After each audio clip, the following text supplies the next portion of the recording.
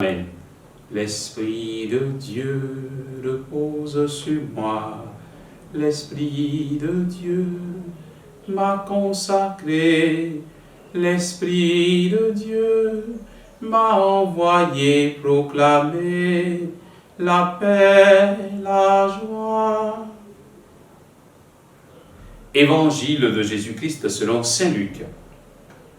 En ce temps-là, Jésus disait: quel malheur pour vous, pharisiens, parce que vous payez la dîme sur toutes les plantes du jardin, comme la menthe et la rue, et vous passez à côté du jugement et de l'amour de Dieu.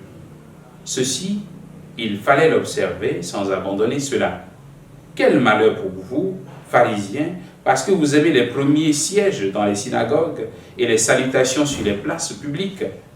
Quel malheur pour vous, parce que vous êtes comme ces tombeaux qu'on ne voit pas et sur lesquels on marche sans le savoir.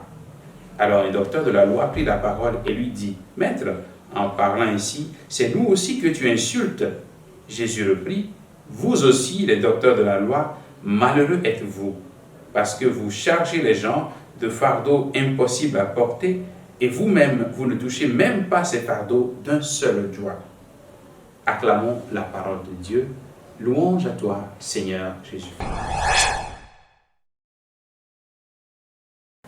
Bien, chers frères et sœurs en Christ, nous sommes aujourd'hui le mercredi 12 octobre et nous rendons grâce au Seigneur pour cette nouvelle journée qu'il nous donne. Dans l'évangile de Jésus, dans l'évangile d'aujourd'hui, nous sommes en train de suivre le message en continu. Ce message d'aujourd'hui continue celui que nous avons écouté hier. Jésus met en garde ces pharisiens et ces maîtres de la loi contre une pratique légaliste de la foi. C'est la tentation que nous pouvons avoir à un certain moment dans notre pratique de la foi, en pensant que dès que j'ai fait ceci, dès que je vais à la messe tous les dimanches, dès que je fais ce qu'on me demande, dès que je fais la neuvaine de mon groupe de prière, dès que je fais cela, alors je suis en paix et alors tout va bien, alors je suis en paix avec Dieu, alors je suis un bon chrétien.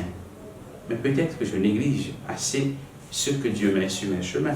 Peut-être que je néglige assez la charité qu'il faut faire vis-à-vis de ceux qui sont à côté de moi. Comme quoi, la connaissance des lois de l'Église, les lois divines, la connaissance même de la Bible, ne nous épargne pas des dérives. On peut bien connaître la Bible, on peut bien étudier la Bible et pourtant tomber dans les dérives. C'est ce qui arrive dans l'Évangile avec ces pharisiens et docteurs de la loi.